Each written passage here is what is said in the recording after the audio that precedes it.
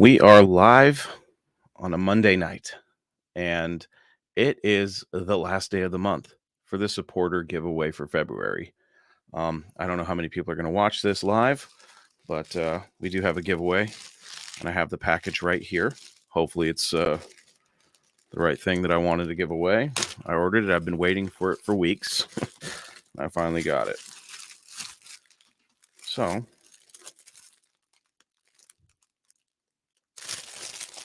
it appears to be the right thing. So, let me open this here. I really like these garage flags.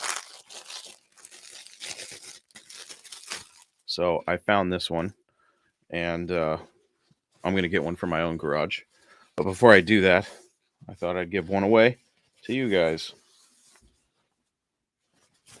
So this is a really cool Mopar performance flag.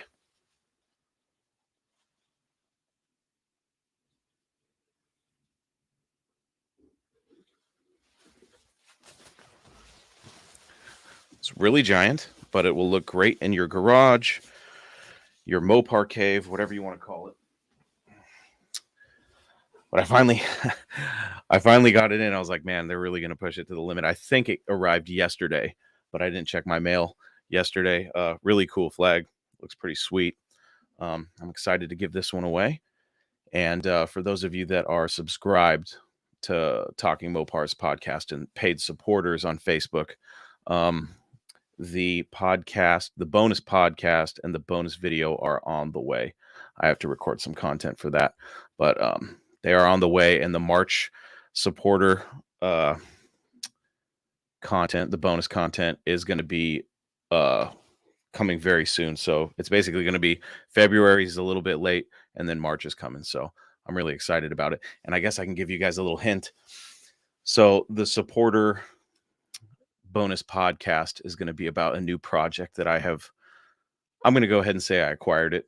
I haven't passed the money yet, but it's a good friend of mine had a project, and I really wanted the car for a special YouTube series that I want to do.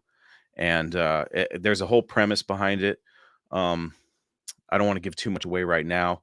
I'll save that for the supporters, and then I'll leak the information once I get the car. But it's one of those Mopars where a lot of people I know are going to be like, "Wow, why'd you get that one?"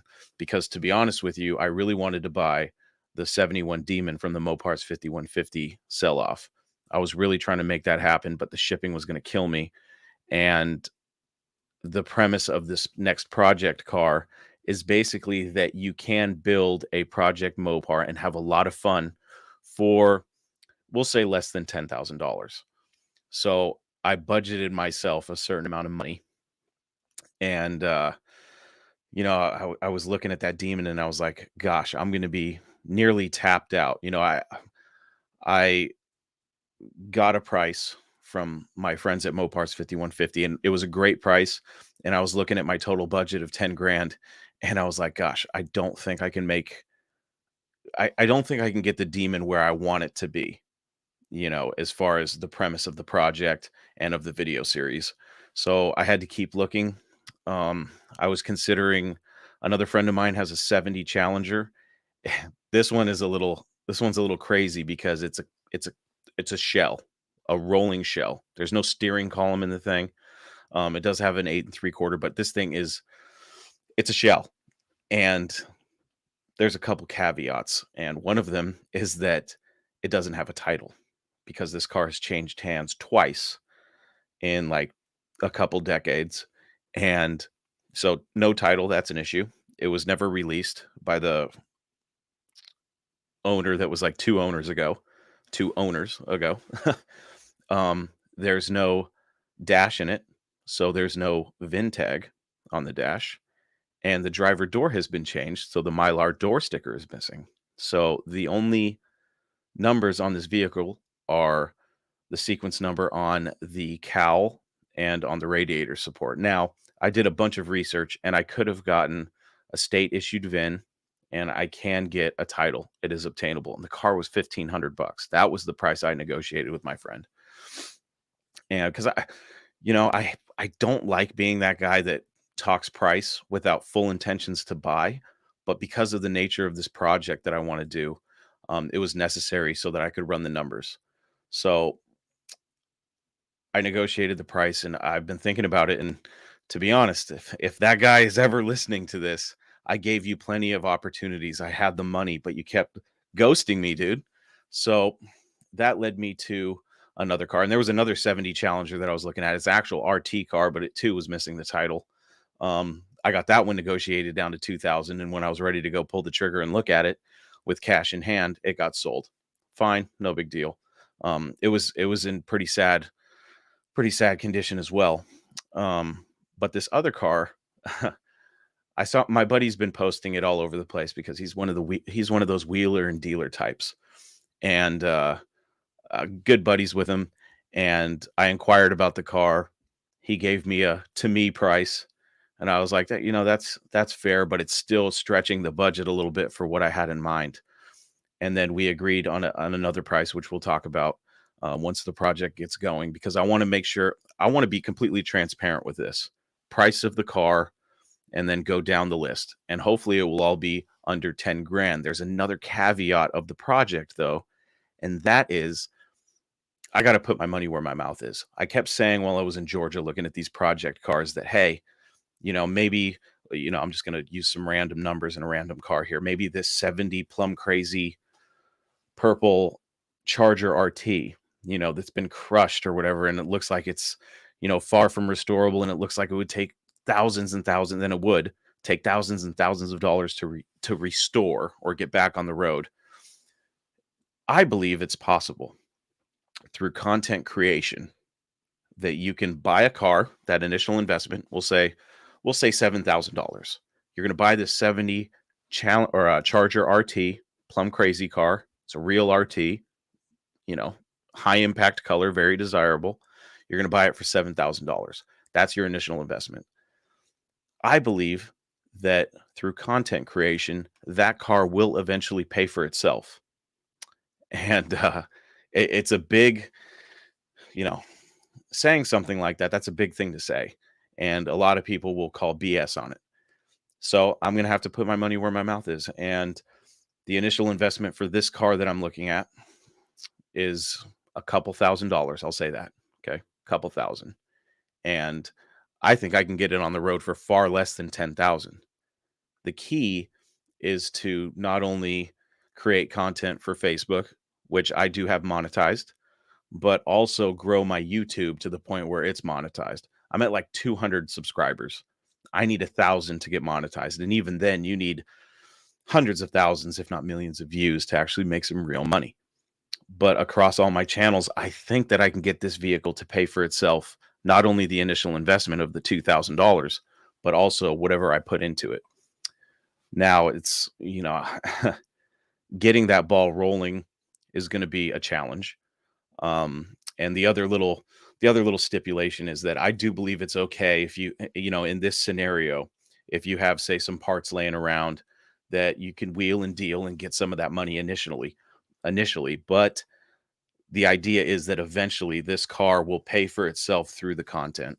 I want to prove that's possible, because anybody can start a YouTube channel and anybody can get monetized. It's just a matter of how bad you want it. Anybody can start a Facebook page and get it monetized. It's a matter of how hard you work for these things. I've been doing this for 6 years, going on 7. And, is it easy? No. But if you really want to do it, if you really want that dream project and you want to, try to get some help paying for it, you can through content. It just takes a lot of work. But I said it can be done, so I want to prove that it can be done.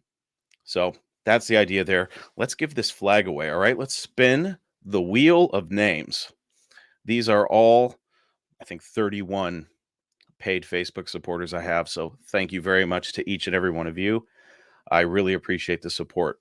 And the more support I get, the cooler these giveaway prizes are going to be. If I had thousands of supporters, I'd be giving away cars like Mopar's 5150. Believe that. So that's the goal eventually, but we'll see. We'll see what happens.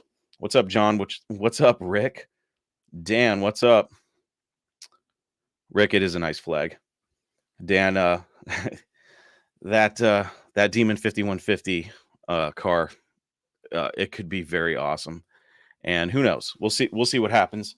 Um, I want it to sell for them, but I also don't want it to sell because I still want the car. It's not that I don't want it. It just doesn't fit in this budget right now. But you never know what the future is going to bring. You know what I mean? What's up, Paul? Irvin, what's up? Currently watching from AutoZone. What's up, buddy? All right, let's spin this wheel. Who is going to win the Mopar Performance Flag? I love the wheel of names. It makes it so easy. Walter Joy is the big winner.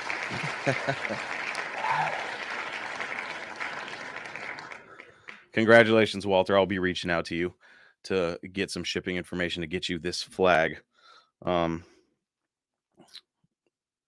I one fun thing about these giveaways is that I know a lot of the people that are in the giveaway, so I'm happy to give cool stuff to my friends. Paul, you know the guy that I'm buying the project car from, but we'll keep that a little bit under wraps. Thank you for joining me. It's late here on a Monday night, so I appreciate you watching. And if you want to be a part of these monthly giveaways, all you have to do is support Talking Mopars. Every dime goes, a lot of it has gone to buying these giveaway prizes and having them shipped out, with a little bit left over to help me keep the lights on here at Talking Mopars. So that's that. We will see you guys next time. I got to get working on this bonus content, which will be out in the next day or two. Thank you very much to all my supporters and for everybody watching. And we'll see you next time. Oh, if you haven't had a chance, I did just do a couple live podcasts over the weekend. One was with Kevin Helmick, and he's the owner and driver of Grumpy Cat, the world's, well, one of the world's fastest Hellcats, the first Hellcat to break the 6-second barrier. This thing ran a 699 at over 200 miles an hour, and he's going to be battling Leon Epling and his 007 Challenger at Muscle Cars at the Strip in Las Vegas, March 18th through the 20th. They're going to be doing a best out of 3 world's fastest Hellcat challenge. Whoever wins gets the title of world's fastest Hellcat. That was on Saturday night. On Sunday morning/afternoon, I had YouTube sensation Dylan McCool on the show. Both shows were really fun. Love talking to both of those guys. It was a great time. So if you haven't checked those shows out, please go check them out. They'll be released as podcast here pretty soon. I ran out of data on my podcast distribution platform that I use, and I tried to post the Kevin Helmick Helmick. I always get his name wrong. Kevin Helmick podcast last night, but it was like, oh, you've used your data limit. So I was like, damn it. So I got to wait and post it probably tomorrow. So that podcast will be available tomorrow. But if you cannot wait, you can always watch the video on either YouTube or Facebook. So that's it for now, guys. Stay tuned for more information on this new project I got. It's one of those Mopars where you're like, oh, I love it, but I know that some people are going to be like, well, of course you can afford that one. You know what I mean? But it's going to be a fun car. I've always wanted a ratty street machine, and you know, you don't see these things very often, and you definitely don't see them looking pretty cool. And this thing is ratty. Okay. I'm really excited about it. Hopefully you guys will get a kick out of it too. I'll give you a little hint. It's got a cool horn. That's about all I'll say about that. No Mopar left behind. We'll see you guys next time. Have a great night, everybody. Thank you for watching.